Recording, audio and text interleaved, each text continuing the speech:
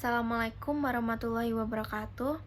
Halo teman-teman, perkenalkan nama saya Olvi Gita Lestari dengan NIM 20220530120.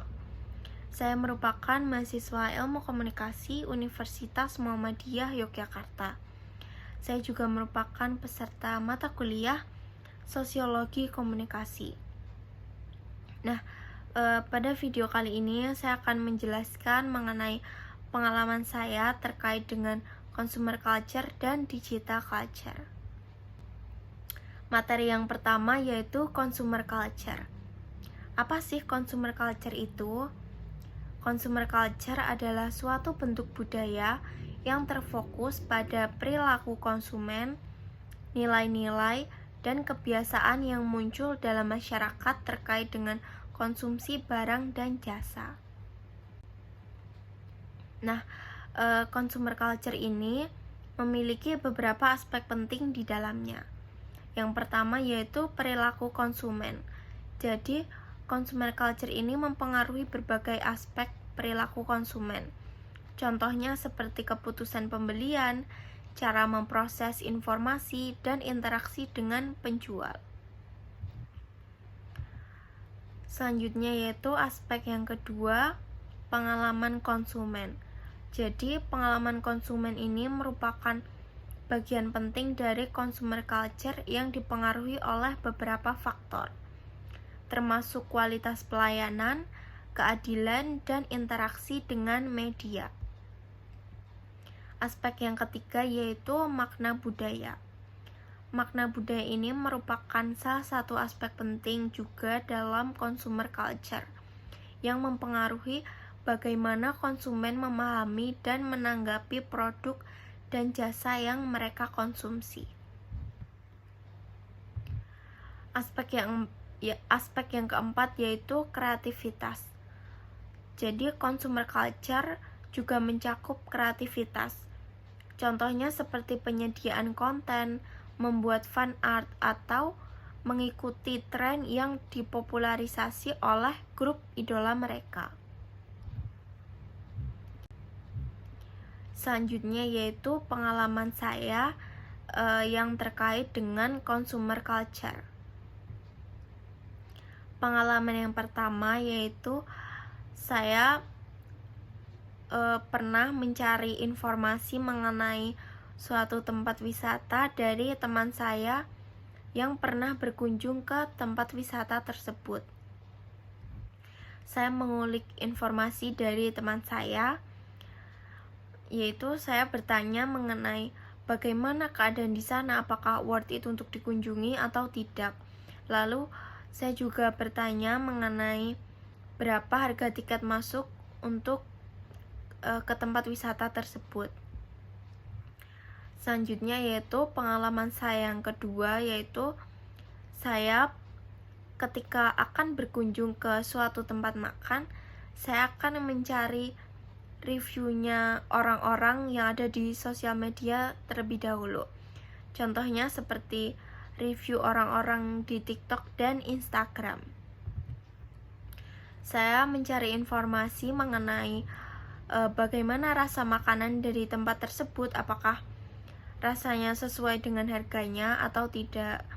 Lalu bagaimana keadaan tempat makan tersebut, apakah bersih, higienis atau tidak, dan mencari informasi mengenai pelayanan dari tempat makan tersebut, apakah pelayanannya baik, ramah, atau kurang enak begitu. Selanjutnya yaitu materi yang kedua, digital culture. Apa sih digital culture itu?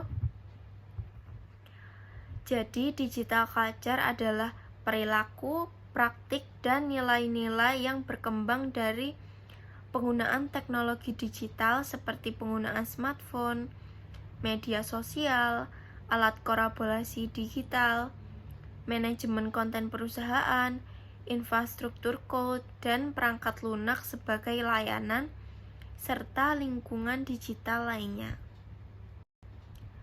Nah, digital culture ini mempengaruhi cara masyarakat dalam berinteraksi, berperilaku, berpikir, dan berkomunikasi dalam lingkungan masyarakat yang menggunakan teknologi internet.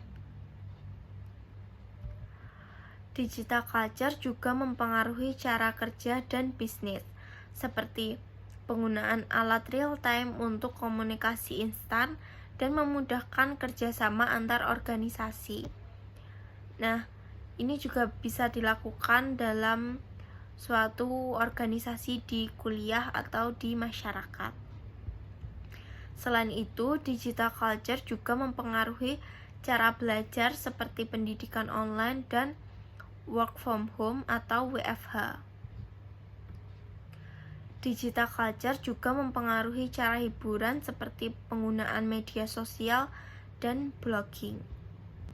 Selanjutnya yaitu beberapa contoh teknologi yang terkait dengan digital culture, yaitu meliputi yang pertama, aplikasi pembayaran digital, yang kedua e-commerce, yang ketiga teknologi edukasi digital, contohnya seperti aplikasi pendidikan berbasis digital. Yang keempat, media sosial seperti WhatsApp, Facebook, Instagram, dan lain-lain. Yang kelima yaitu blogging. Yang keenam yaitu pendidikan online. Yang ketujuh work from home atau WFH. Yang kedelapan yaitu aplikasi pertemuan online seperti Zoom dan Google Meet. Nah, semua teknologi ini memainkan peran penting dalam membentuk cara masyarakat dalam berinteraksi, bekerja, belajar, dan menghibur diri dalam lingkungan digital. Selanjutnya yaitu pengalaman saya terkait dengan digital culture. Yang pertama, saya menggunakan media sosial sebagai alat komunikasi. Contohnya seperti WhatsApp, yaitu saya menggunakannya untuk menanyakan kabar kepada saudara yang bertempat tinggal jauh dari saya. Lalu untuk membahas mengenai tugas kelompok dengan teman-teman dan lain-lain. Nah, lalu saya juga menggunakan Instagram untuk mengunggah mengenai momen-momen tertentu yang telah saya abadikan sebelumnya.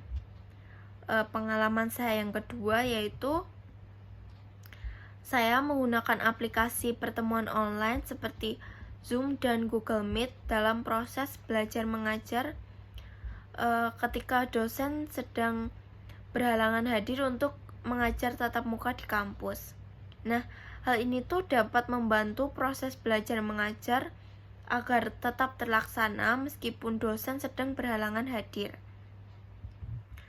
Pengalaman saya yang ketiga yaitu saya sering berbelanja di online dan di e-commerce. Nah, menurut saya e-commerce ini sangat memudahkan dalam mencari barang. Sehingga ketika saya tidak menemukan barang yang saya cari di sekitar tempat tinggal saya akan dengan mudah mencari dan membelinya melalui e-commerce. Selanjutnya yaitu pengalaman saya yang keempat. Saya pernah membuat suatu berita lalu mempublishnya secara digital di suatu blog jurnalis. Nah, hal ini dapat mempermudah saya dalam memberitahukan berita, berbagi pengetahuan, dan menyalurkan ide, gagasan, serta opini di media dalam bentuk tulisan. Mungkin itu saja yang dapat saya sampaikan. Kurang lebihnya mohon maaf. Wassalamualaikum warahmatullahi wabarakatuh. Mungkin itu saja penjelasan yang dapat saya sampaikan. Kurang lebihnya mohon maaf. Wassalamualaikum warahmatullahi wabarakatuh.